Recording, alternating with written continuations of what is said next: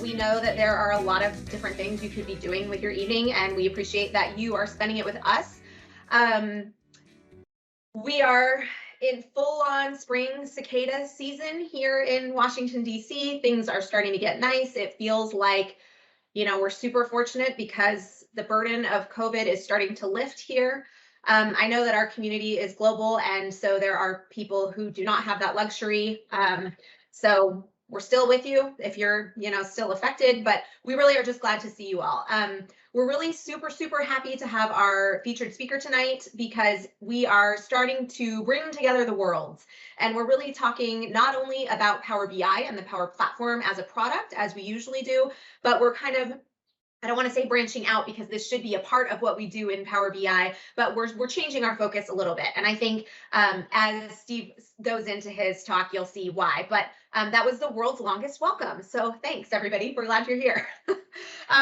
Who are we? We are just a group of people who like data.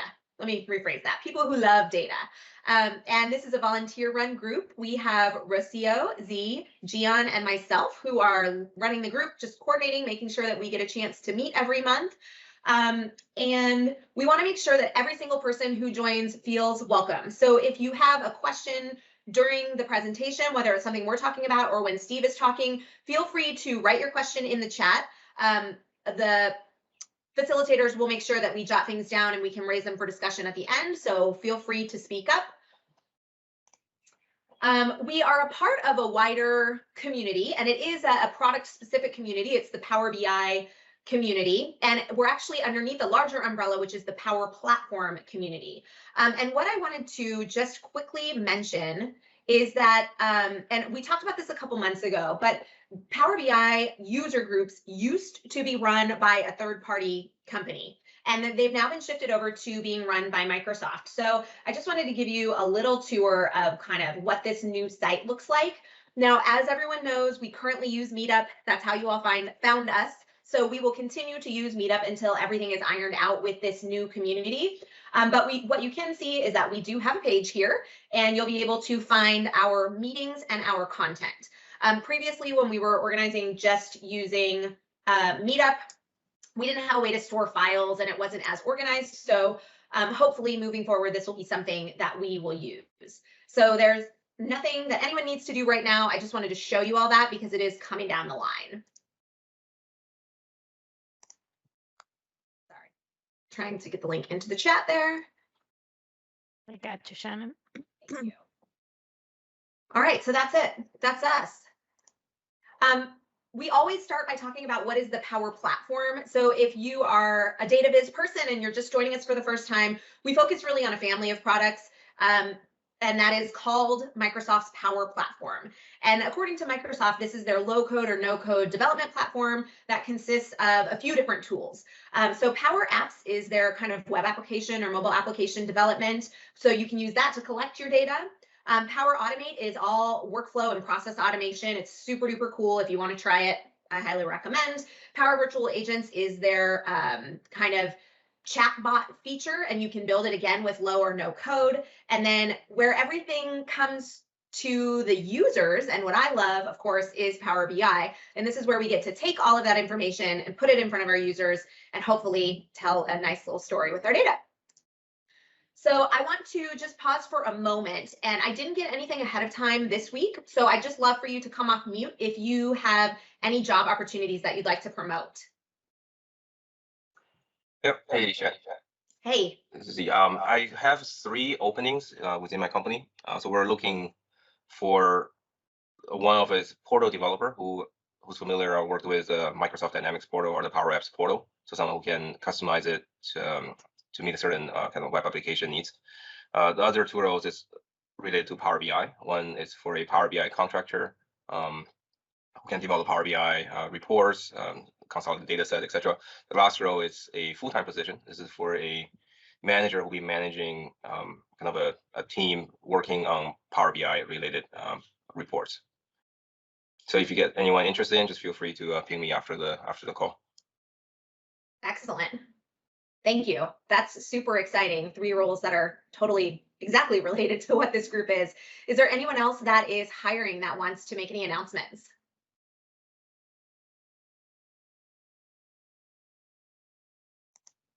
Okay. How about, is there anyone out there that wants to introduce themselves that is currently seeking a job using the Power Platform or Power BI?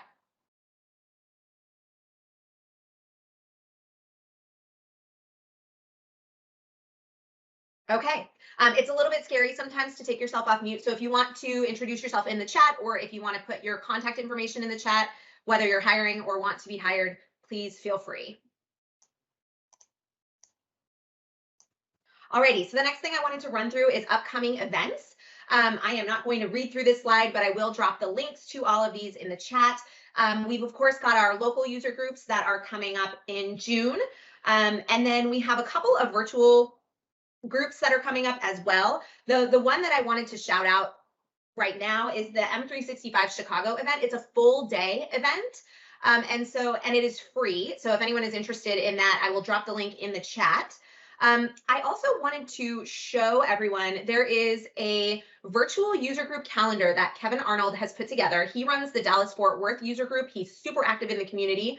And he put together this really neat calendar that I, of course, don't have pulled up and I thought I would have ready. And let me just grab it here.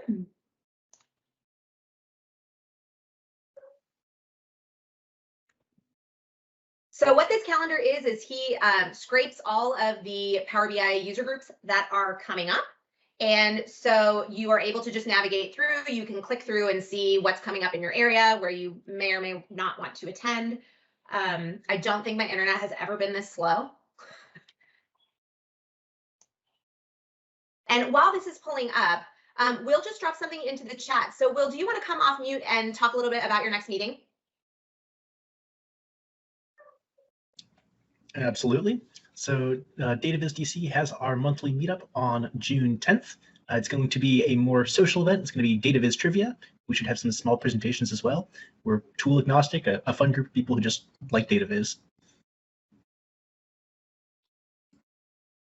Thank you so much. Anyone else, any other local user group leaders? Well, you don't have to be local. Any other user group leaders that want to promote any events? I will do one more quick plug. If anyone is interested in Microsoft certifications, I will be talking about those tomorrow evening. So if you are brave enough to spend 2 nights in a row with me, I'll see you tomorrow. That is not really readable, so I'm going to jump back to the slide deck.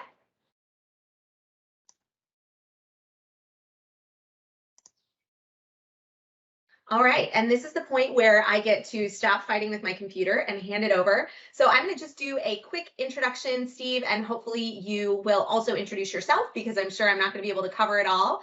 But we are so fortunate tonight to have Steve with us. He is the co-author of the Big Book of Dashboards, which I don't know if anyone has this book or uses this book, but I find it really incredibly helpful when I'm looking for examples of things that I want to build. And he also has his book that was just released today that David already has a copy of, which is The Big Picture. So how to use data visualizations to make better decisions and faster.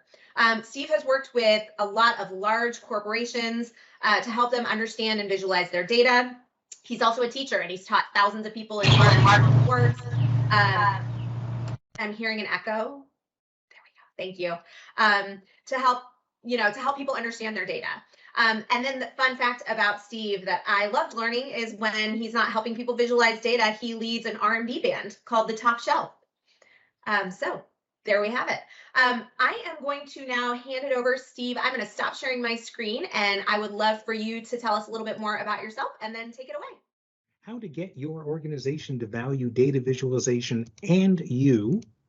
I am founder, principal, and sole employee of Data Revelations. Full disclosure, I'm probably pretty well known within the Tableau community, but what I want to talk about today and what both books are about have nothing to do with a particular tool. It's what you should be doing with the tool and why you should be doing it. So with that, up until today, the thing I was most proud of within the data visualization community was being one of the 3 authors of the Big Book of Dashboards.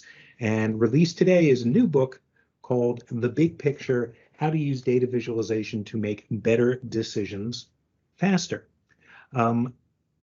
Don't know if any of you have attended some of my presentations, although I see a bunch of names and faces that I know from people who have tuned into Chart Chat. But I show this in virtually every time I give a presentation.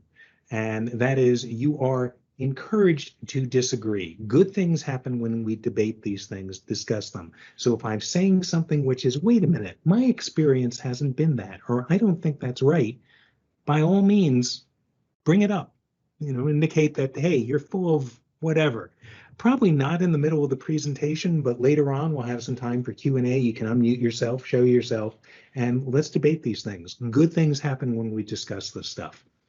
So the creation of this new book, The Big Picture, came about kind of in response to things. One is, this is kind of a figurative me before every workshop, that I'm in great fear, particularly the very beginning of the workshop, the very first thing, which is a crash course in the fundamentals of data visualization. It's based on the first chapter of the big book of dashboards, and I think that chapter is absolutely brilliant.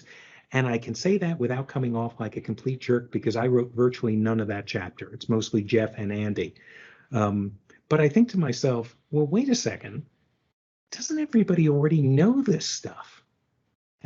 Well, it turns out within 5 minutes, they don't already know this stuff. Now, these are the practitioners. These are the people making dashboards and charts, and they don't know a lot of these fundamentals. And that gets me to the next piece, which is, these people don't get it, but what about their stakeholders, the people that they're making the stuff for? And, well, if the practitioners don't get this stuff, the stakeholders certainly won't. And the stakeholders, a frustration of, and I've taught, thousands of attendees, is that their organization doesn't yet see the value of data visualization. Well, why should you care about this? Well, if your organization doesn't value data visualization, they're probably not going to value the data visualization practitioner. So what can you do to get them to see the value of it? Because you're bringing something to the table that can be transformative, that can change the way the organization looks at its data, understands its data, and functions. So I would say you probably want to start with explaining why just the numbers isn't good enough. I'll ask workshop attendees, and I can ask people here, how many of you have stakeholders, colleagues, bosses, your audience that I just want to see the spreadsheet. Just show me the numbers. And they're not realizing how much harder they have to work if you're just showing them the numbers. Here's an amalgam of every client I've had over the last 15 years that kind of clings to this view, which is, they say, you can have my spreadsheet when you pry it from my cold, dead hands. My apologies to Charlton Heston and the NRA here, but you get the idea. People just really love their spreadsheets. Well, how are you going to win them over? Well, maybe something like this. Politely, say, well, what are the questions we're trying to answer, and can we answer them quickly with the way you want to see the data? For example, look at these 3 categories. I'm showing 3 categories, 12 months worth of data. Overall, which category has the highest sales and which has the lowest? And they'll argue, well, come on, Steve, that's easy. Just put a total at the end and I can see immediately which is the highest and which is the lowest. Okay, no problem. Corporate's the highest and education's the lowest. All right, 5 points to the spreadsheet lovers. Suppose the next question is, yeah, but when was that not the case? Were there any months where the top category wasn't top? And did it dip down just a little bit, or did it dip down a lot? Same for the other categories. Well, this becomes a much harder question to answer, and it's a certainly reasonable question. So here's the same data presented as a line chart. And boy, stuff pops out immediately. You don't have to work hard to see that March took a huge dip in corporate sales and consumer took a huge dip in July. Also, by the way, this is one of my favorite techniques. It's your direct labeling each of the lines. So instead of having a color legend that's sitting way over here that tells you what orange means and green means and gray means, you're just putting those things right at the end of the line. But look how much easier that is. Plus, you can't help but notice these things. And a really good visualization doesn't just answer questions, but it poses new questions. Whoa, what happened in March? Did that happen last year? Is it going to happen next year? What can we do to stop it from happening next year? So here's what they had initially that they loved. And then here's well, isn't it easier to answer some of the questions with this one? But they still may cling to their numbers. And I get that. So what are we going to do to make them feel more comfortable with what data visualization can bring to them?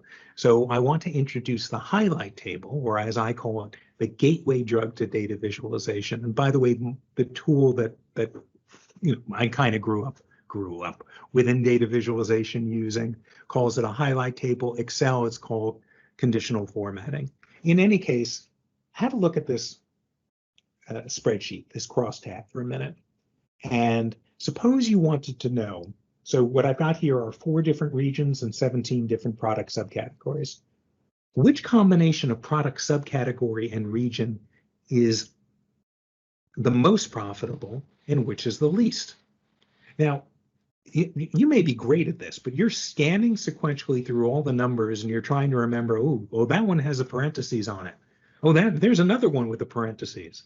Oh, wait, that number looks big. It's going to take the fastest person I've seen takes 10 to 12 seconds. Most people takes about 20 seconds. A lot of people get it wrong.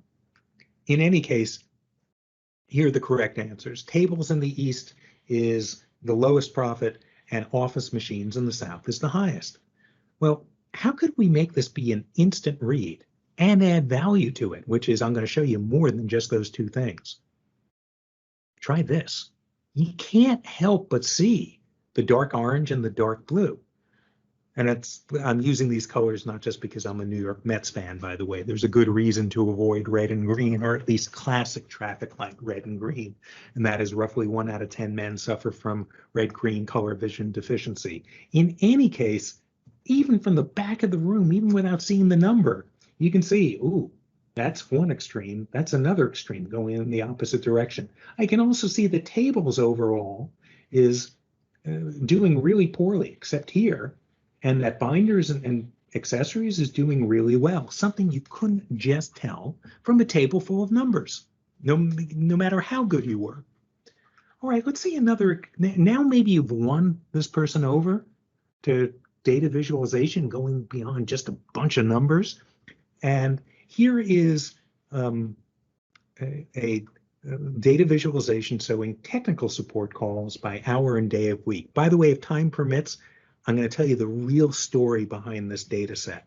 So try to remind me at the end of this thing to say what's really behind this.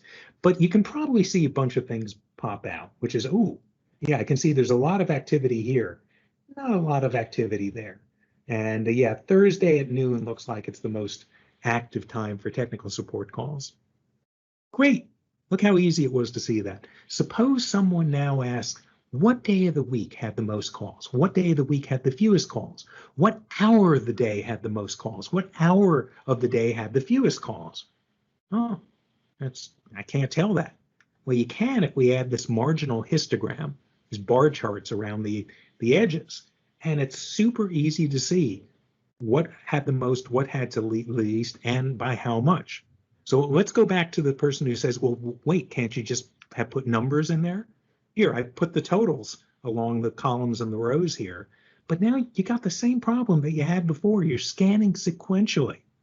You're looking at all the numbers and trying to go, which one's big, which one's small. And if you go to color code it, because the numbers for the totals are so much larger, you miss the color coding inside the table.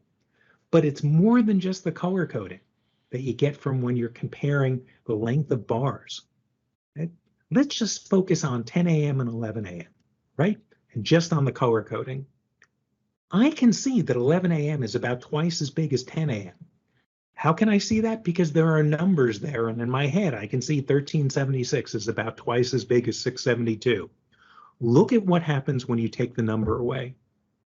Can you tell me that 11 a.m. is twice as orange as 10 a.m.? No, of course not. You can see it's darker, but look what happens when we use the bar chart. Okay, take the numbers away. I can see that bar is roughly twice as big as the other bar. By the way, I consider this a great test of a data visualization. Can you remove the numbers and people still be able to interpret it without the mark labels being there? I want to show you a quote. We can say that one shade is darker than the other. That is obvious, but to say that it is 2 or 3 times as dark is not visible. It is not readable. Who said that? Charles Menard in 1861. You know, the guy who made this chart, the one, you know, Edward Tufte thinks is the, you know, maybe the greatest statistical chart of all time. I have a love-hate relationship with this chart, by the way. So, all right. So hopefully, you know, you've seen, wait a second.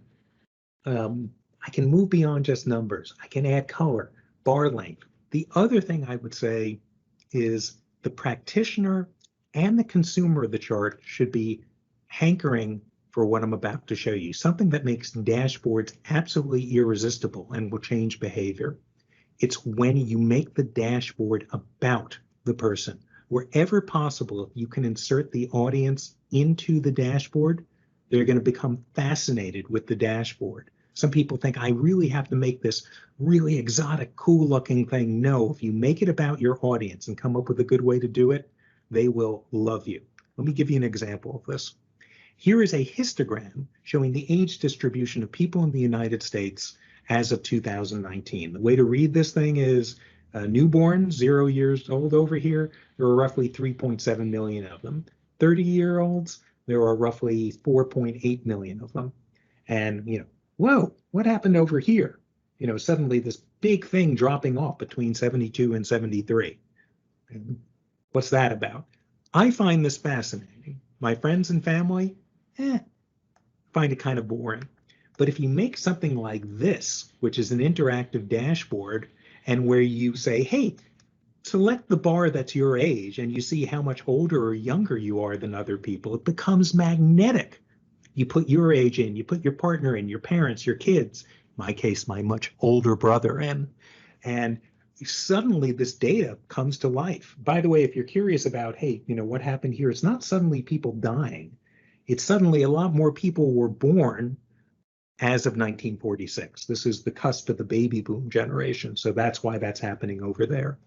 But people have a much greater appreciation for the data because you put it in a context that is personal, and they'll end up using it and learning from it. Some other examples of this. How is the store that you manage doing compared to other stores? This is called the jitter plot, by the way, and I'll explain the nuances of it a little while. But what happens is there's something like 15 different stores, and each manager of the store has this personalized dashboard where it highlights their dot compared to everybody else.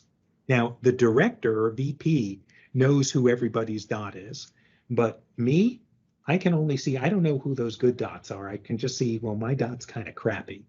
And this probably makes me feel bad. You know, I'm like, overall, I'm ranked 14 out of 15. I'm doing really badly in cleanliness. My staff knowledge is terrible. Maybe I have a really good director who meets with me, shows me this and says, look, here's what I'd like to do. I'm going to have so-and-so from, you know, this other store, really great in terms of staff knowledge, and going to spend you a little time on this. And so you're determined that over the next month you improve. So let's see what the dashboard looks like a month later, and massive amounts of improvement here. You probably feel really good about this, you know, just showing where you were and where you are now. Obviously, the goal is you want everybody to be really doing well on this, but I think you get the idea about inserting the individual into the dashboard. By the way, newspapers and magazines have figured this out. You know, in February, I can't believe it was only February where people were going nuts over this. When do I get my vaccine? When will my group be eligible? And you put your age in and what county you live in and things like that. And then it will come up with this kind of cool visualization showing, well, here's where you are on the line. I want to show an example from my past, and it changed everything for me in terms of recognizing the power of a potent data visualization and where making it about the audience changed things. So I was working with a major healthcare company. They had data on thousands of companies and millions of people. The data on the employees and their families. And they were concerned about saving costs and saving lives through compliance, meaning we've got a bunch of people who have certain illnesses. They're not taking their meds. They're not sticking to their diet. How can we, take them by the lapels and say, you have a problem here and you need to work on it? What can you do to mitigate these circumstances? So they showed a slide like this. The incidence of diabetes in your organization is 18.5%. If all organizations is 4.9%. And yeah, that got concerned looks, but it didn't really, have the visceral impact and, more importantly, change people's behavior. So we created a series of data visualizations. There are 790 different organizations, similar to your organizations. Each one is represented by a dot. Okay? Dots down here are okay. Dots here, not so good. Dots here are really bad. High incidence of diabetes. It's kind of hard to see how all these dots cluster. So we're going to jitter them. So that's the jittering is this, you kind of randomly move the dots left and right. So there's no difference between a dot that's over here and a dot that's over here. There's big difference between vertically.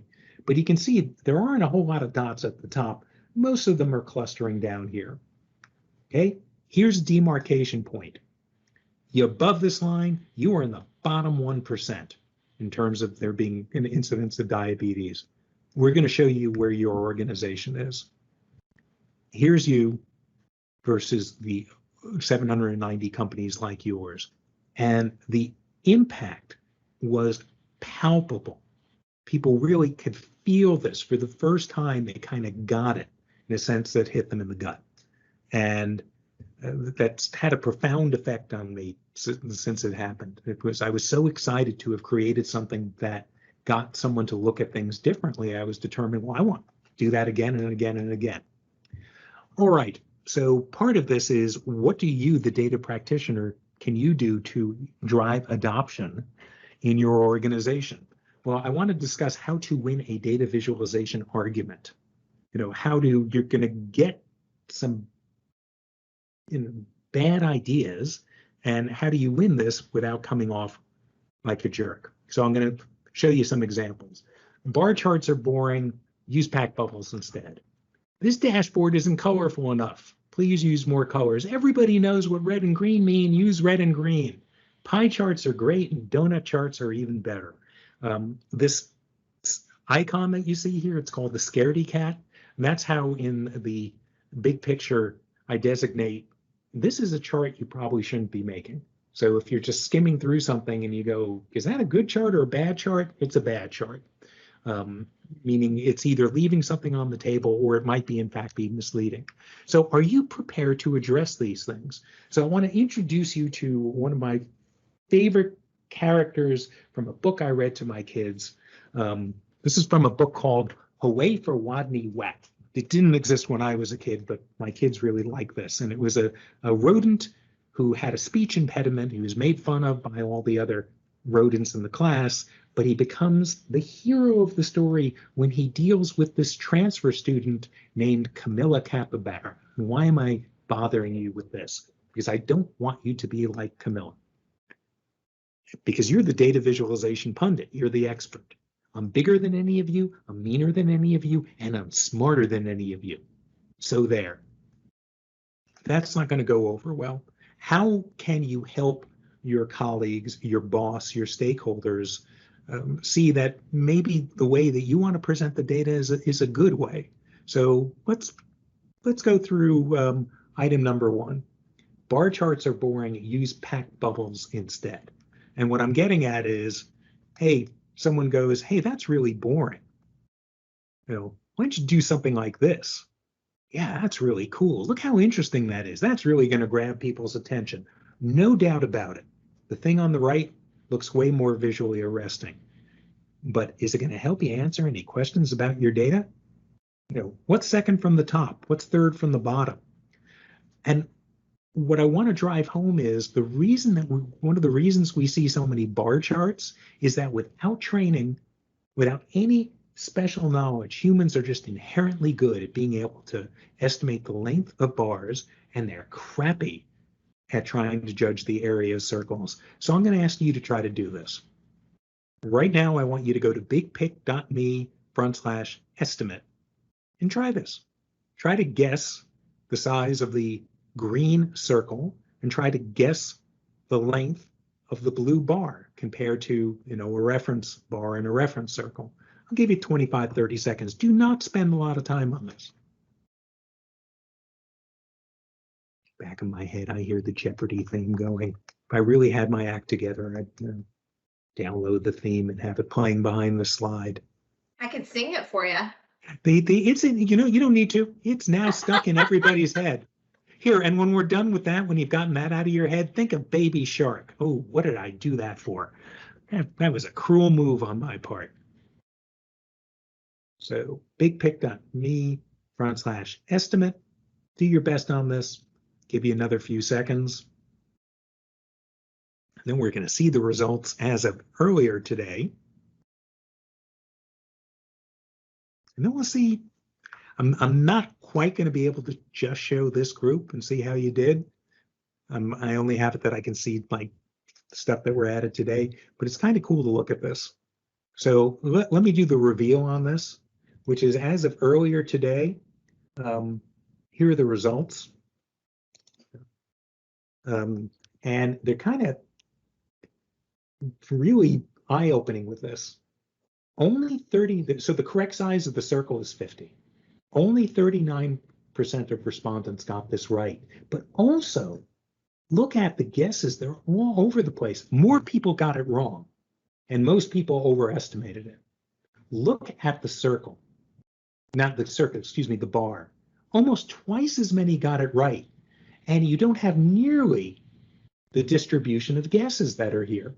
A few people underestimating, a few people overestimating, but most people getting it completely right.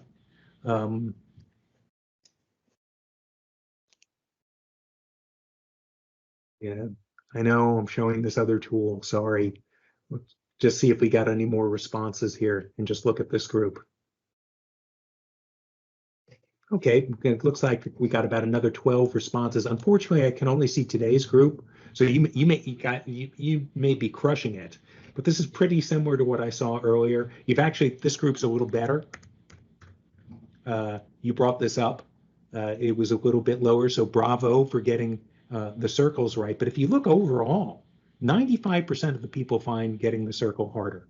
Bottom line is, it's just hard to judge the area of circles. And it's way easier to judge the length of bars. So let me try to drive this home a little bit. This freaked me out the first time I saw it.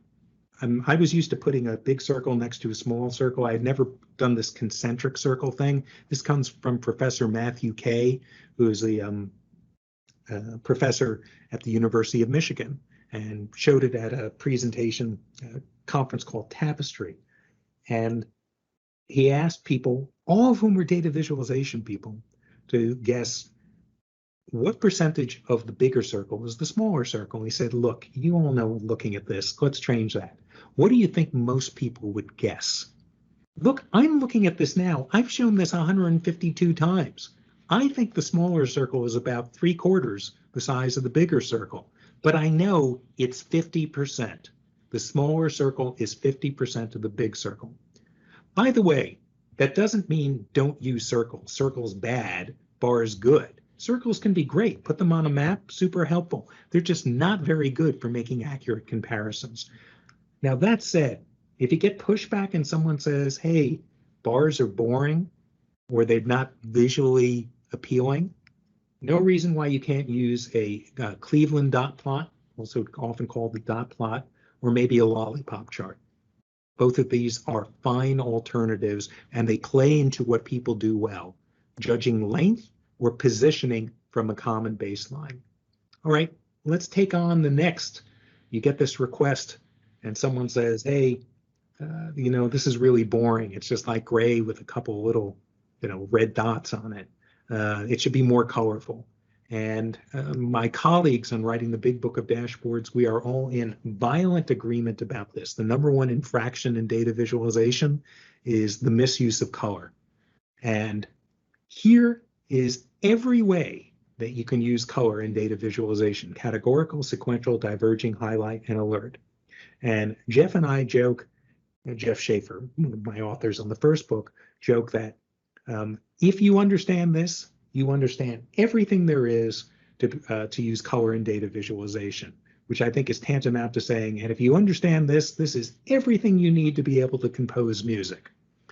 But there is something to be said about this, and in particular, that once you understand how these things work, and it's not hard to decode, a lot of the stuff makes sense. But I'm going to deal with what I think is the number one culprit, which is the use of categorical color.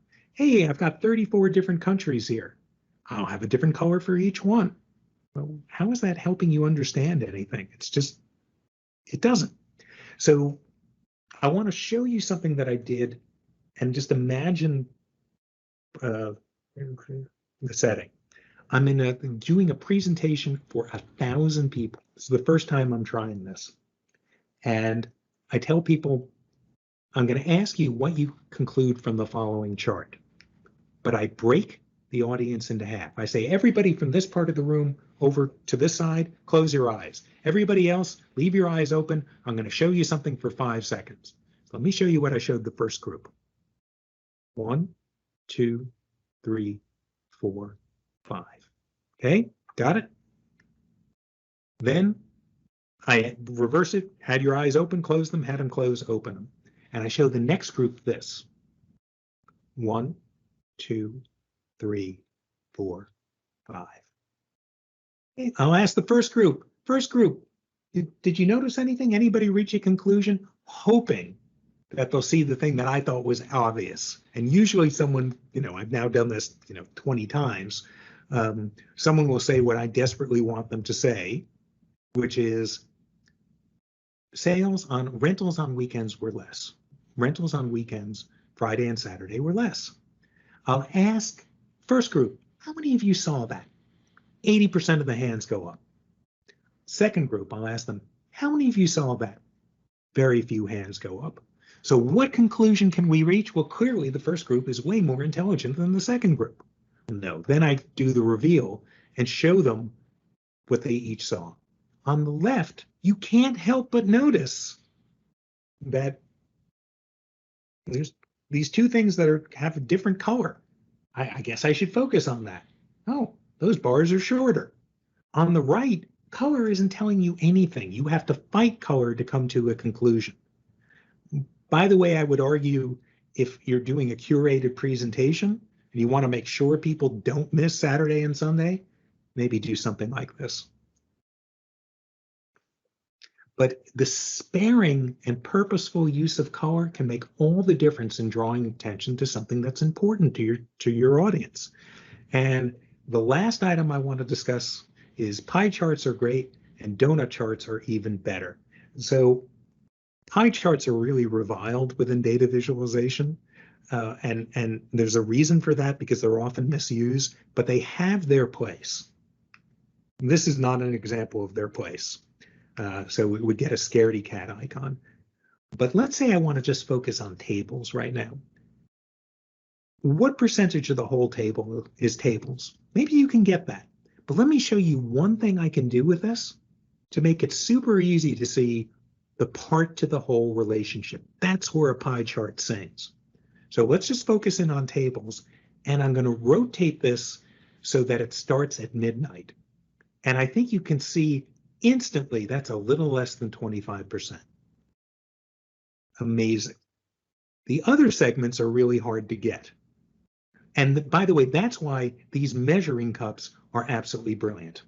These come from Welcome Industries. I don't have to look and see the writing on them. I can go quarter, third, half, whole. Genius.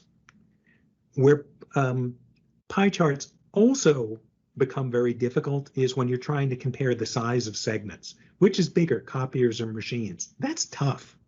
And don't tell me put the number in there. If you're putting the number in there, that's not data visualization. But if I show it this way, it's really easy to see. that machines are a little bigger than copiers.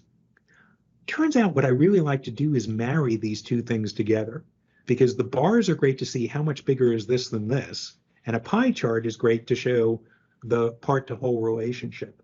So right here, I highlight California, and I can see, oh, California by itself, without even looking at the numbers underneath the pie, I can see it's a little less than 1/4. And, oh, I'll highlight these 7 different states. I can see they're just under 50. So the two things together can be really potent. And let me discuss the donut chart. I think the thing that people love the most about the donut chart is I can put the number in the middle. I think this is great. I can take the number out, progress towards a goal. I can see I'm a little less than 50%. This, not so much. This is really hard to make the comparison. How much bigger is north than south? Or how much bigger is north than east? Take the numbers out. That's not an easy read. Also, what happened to west? I don't see west in here. By the way, here I'm taking the things out. It's hard. Well, that's because west crushed its goal. West exceeded its goal. Way easier right here. I can see what's ahead, what's behind, by how much. I can see north is about twice as big as east. Just amazing stuff going on. And I can see that what west crushed it. So I don't like a single donut with 2 or 3 slices is fine. Trying to compare things across donuts, you're asking people to work pretty hard.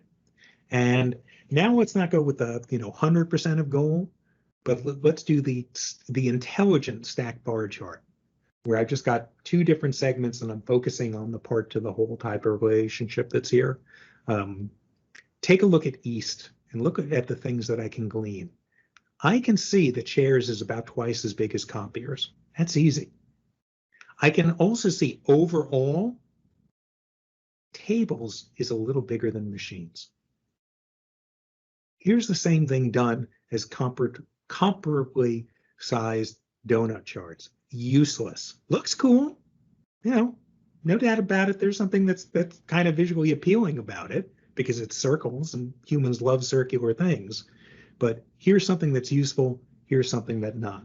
In any case, while the book, the big picture, it's geared towards the practitioner. It's not for the people who create the charts and dashboards, it's the people who need to be fluent in the language of them. But it's my hope is that this book will help you make your case, will help your stakeholders get how empowering and transformative data visualization can be, and will also help you win your arguments or present the data and get them to recognize just how friggin' valuable what you do is to the organization. So very excited. The book has launched today. It is now available. You can go to bigpick.me and you can download a free sample. Read the nice things that people are saying about it. And if it looks like it appeals to you, I hope you'll pick up a copy of it. And so that's bigpick.me. Somebody can type that into chat. If you want to continue the discussion, my website is datarevelations.com and the Twitter handle is @datarevelations. And with that, let's see if I can stop sharing. And why don't we move into like a little Q&A type of thing here? Steve, I am not sure if you were able to see the chat at all while you were presenting, but it is very animated in here. I think a lot of the examples that you used really resonate with people, and that was so excellent. So thank you so much. Oh, I'm delighted. Thank you. And as I think you've kind of clearly seen, this is this is not about a particular tool or a technique. And by the way, these user group meetings could be amazing. You get someone showing you how to do stuff, and it's more about, well, the big picture. Why is it that this works and maybe this thing isn't quite as effective? So delighted. I'm glad it resonated there. Thank you. Yes. And we had a couple of questions in the chat. I'm going to call out the 2 people to see if you want to come off mute and ask your question, and then anyone else is welcome to as well. Dante, if you're still on the line, do you want to start us off with your question that you had at the beginning of the presentation?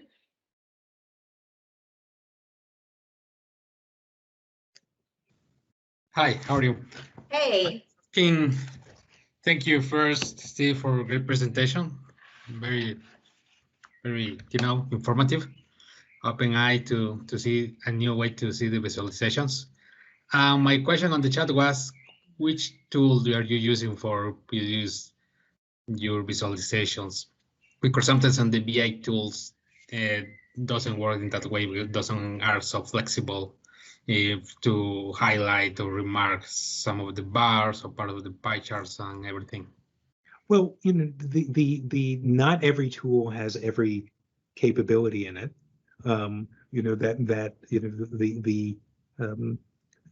You will find frustrations in everything. So, gee, I'm not able to do this thing. Is there something which closely approximates it?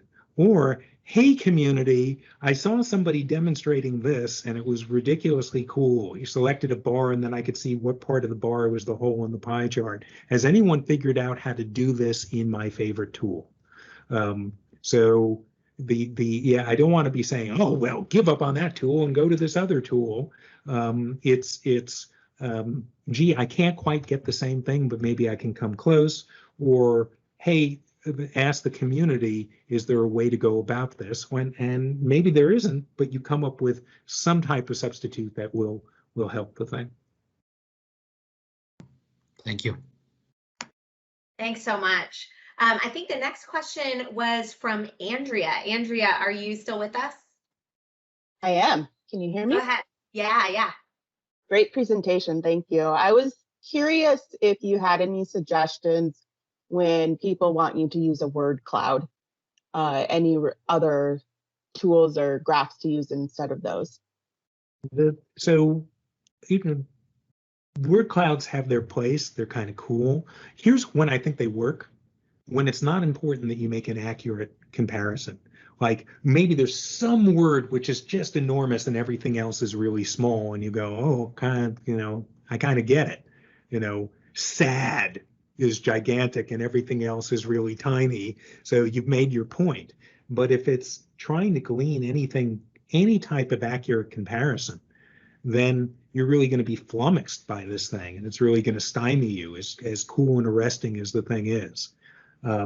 So I kind of discussed that, I'm a wonderful hypocrite in the book, that I'll be discussing. Here's why you should use this. Here you should use that. And then I've got this packed bubble chart with 25,000 bubbles in it, and only 9 are highlighted. And you're going, well, wait a second, you said packed bubbles are a terrible way to do things. I said, it's really not important that someone sees that this is 1,723 times as big versus 1,514. That was not important. But if the accurate and meaningful, or the ability to sort and see what's the smallest thing, what's the biggest thing, how much bigger is this than that, then the word cloud just isn't going to cut it. Or you marry it with have the word cloud with another chart. That's why if I had more time, I would have shown you this map of the United States that have circles on it, and I'll ask people, what is this a map of? And they start making guesses, and they're very entertaining what the guesses are.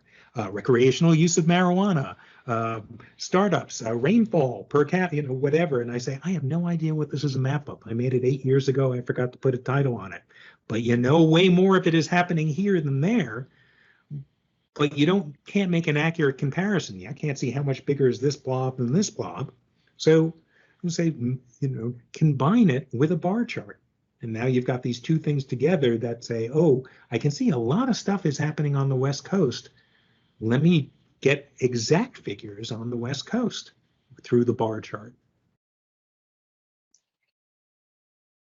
Thank you. Thanks. All right, so we've got 2 other questions. We're going to start with Fernando and then jump to Tui.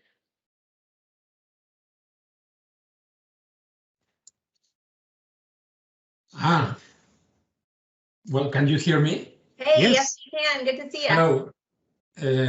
I was just wondering, at what time do you find time to sit down and write your books? Well, I never write sitting down. I'm always standing. So never. No. There's no clear discipline to, okay, 10 a.m. to 2, whatever. I'm very deadline driven and know when I have certain things that need to be done on time. I don't like stress in my life, or I try to minimize it as much as possible. So there'll be times that I'll be working on it all day, sometimes on the weekends. It follows me everywhere you go. You know, that I'm going for a walk, I'm taking a shower, I'm trying to sleep at night, and some idea will occur to me. Probably the same with everybody. You're constantly solving problems with this and thinking, how do I make something clearer? And you're going, this is clear, and the problem will follow you. So it was mostly a welcome process. This one I didn't think would work as well with having collaborators. I loved having fellow authors on the big book of dashboards, but this was more my own personal take. It does take a long time, at least for me, I think for other people, but it was a very rewarding experience. And if you're thinking of writing a book, there's a wonderful blog post from Seth Godin, 10 reasons to write that book. Highly recommend it. You know, just Seth Godin, 10 reasons to write a book. And it will, and it's not to be a bestseller or make millions of dollars. That would be very nice. But it's more, you have something that you can share with a group of people, and that audience, it may not be huge, may benefit tremendously from what you have to share with them. Excellent, thank you. Could we get a discount on your book? So at the moment, I'm waiting for, hey, come on, Amazon, you're supposed to be, massive discounts. There's like a 22% discount on the book at Amazon right now. And Amazon and Walmart both have them at the same price. So, it's probably going to come down by $3, $4 at some point. Right now, it seems to be selling pretty well. So they're keeping it at like $31. Okay, thank you very much, Steve. Pleasure. Thank you. Thanks. And Shui, you're up. You're mute. Shui, you're on mute. I am in? Yes. Now we can hear you. I'm sorry. Well, I was saying thank you for the presentation. It was well summarized. I think I got very good insights on how trying to work better on doing visualization. So my question to you is this. There are some best practices in a way on the number of visuals that you should put on a dashboard. What will be your number? Because I got the feeling, like based on what you described in the presentation, that our vision has the capacity to do certain things, but not too many at once. So what would be a good number of visuals that we as humans can pay attention to at once in one dashboard? The words that were never uttered by a stakeholder. Could you put fewer things on the dashboard for me? Okay. And I do not have a hard and fast rule with these things.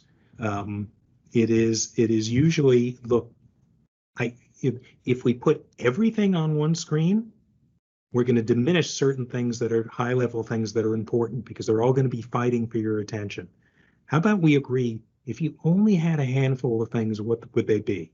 And then if you need to get details on it, or there's something, a flag indicating there's more behind this than meets the eye. Microsoft's Mark Regera refers to watermelons.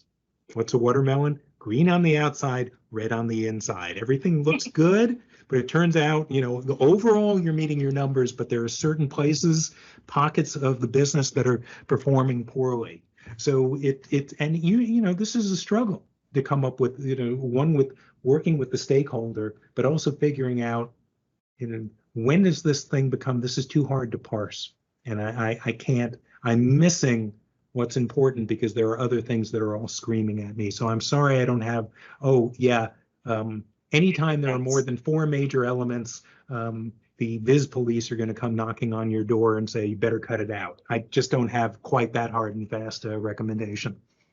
That's okay. No, thank you for that feedback, and hopefully we can get your book signed in person by you sometime soon. Man, I would absolutely love that. Wouldn't that be a treat? Looking forward for that. Thank you. Yeah, but don't wait until in person to get it, really. No. I'm getting the book right now. Bring it to the but signing, right. I'm just waiting for your signature. That's the thing that I'm looking for. The book, I'm getting it. Believe me. There you go. Yeah, we Thank need you. to have NFTs for digital signatures here. Yes. Thank you. Pleasure. Thanks so much. We've got 2 new questions in the lineup. We're going to start with Rocio, and then we'll come to you, Julie. So thank you, Steve. It was a great presentation. My question has to do with, do you have any recommendations for scaling DataVis? And what I mean by that is, I've heard a lot of people talk about at my company, like, can we create templates so everyone can use the same template on a Power BI or the same theming? We do have a theme, a JSON file that's that has our colors, but we kind of all go wild. What do you have any words of wisdom or best practices on what to do when you're scaling something and you want things to look decent? What I would do is I don't consider myself particularly well qualified to recommend how to guide that within a large organization, but you're not the first group of people trying to do this. So I would do a search for communities of excellence around data visualization. JLL does stellar work with this, and it's not about not about the tool, but more about how do we create standards and practices that we want people to follow. Part of my goal, my passion right now is I'm trying to increase the data visualization fluency or graphicacy. It's a wonderful made-up word of everybody in the organization. If everybody spoke this language, not just you who are creating the stuff, but people understand how bar charts work, why you should never have the value axis not start at 0 because you're making one bar look way larger than another when that's not the case. Imagine how great that would be if everyone kind of just came into the discussion already speaking the language to some degree. Look, just think of prerequisites, before you do stuff, intermediate knowledge of Excel, that required, that type of thing. So that's a place to start, and it's a somewhat self-serving in my case. But look at, I'm sure there are some, communities that have built up around Power BI about this and the recommendations on how to do this, what chart type, how many charts, how they should be deployed, color usage, etc. Having to use the company color palette can be a real drag, Yeah, it really is. Data Visualization Society is a great thing to look into. And in fact, trying to remember the practitioner who did this, Dan, I don't have her name, but did a whole thing about adapting corporate colors for use so that they work within how people perceive, as opposed to these day glow or crazy colors that will just make the data visualization so hard to look at because it's just too much of color. No, thank you. That's really helpful. Thank you so much.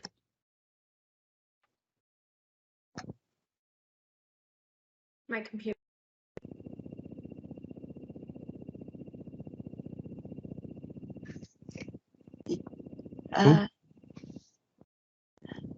So I missed that. Am I up? Okay, I can't hear you anymore. I don't know what happened.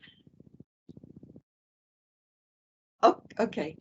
Anyway, so my question is, now that we're so aware of color blindness and making our dashboards more accessible, the RAG colors are so great because everybody intuits them. We've been using them for so long. But what's a good replacement? Oh, okay. So your RAG is in red, amber, and green. Yeah. So one of there's both in the big picture in the big book of dashboards, we discuss things that you can do about that.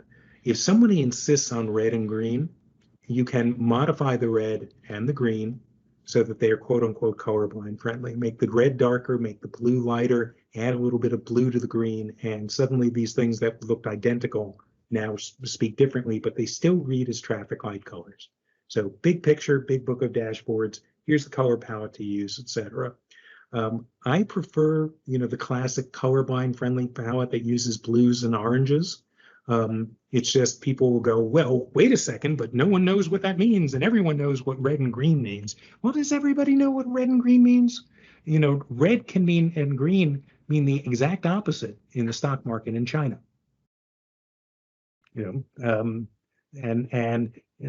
Different cultural association with these things as well.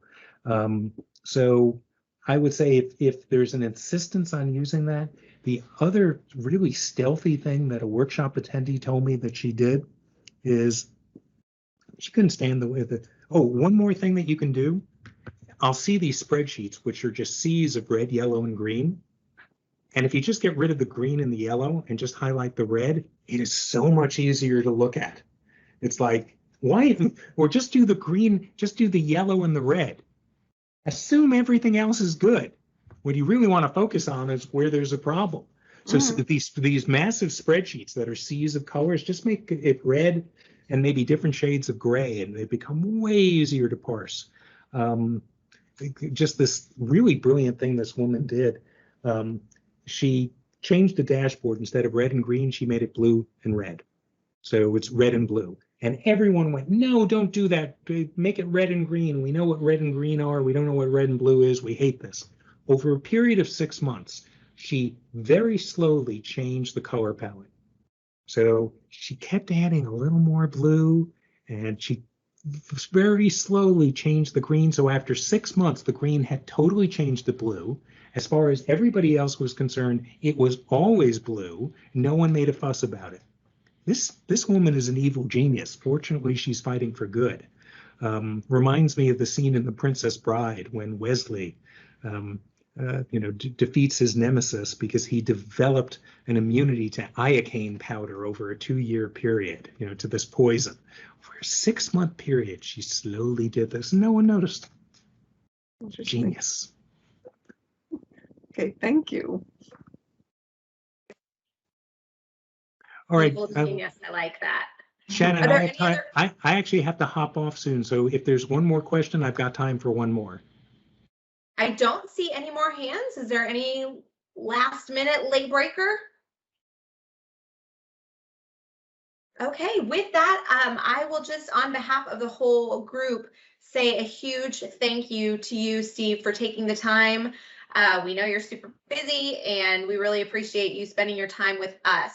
I do also want to remind everyone the links to Steve's blog, his website, his Twitter handle, and of course to purchase either or both of his books. All those links are in the chat, and we will post those along when we post the video.